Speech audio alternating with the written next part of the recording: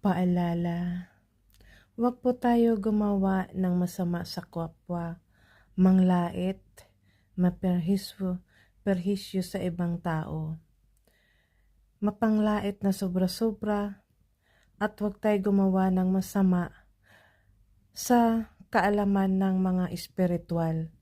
Kasi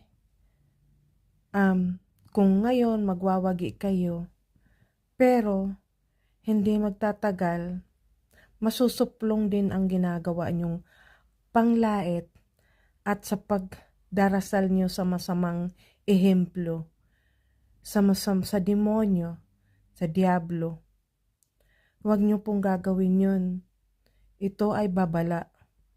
Dahil pag ginawa nyo yan, hindi nyo alam, ang kapalit nun, buhay nyo.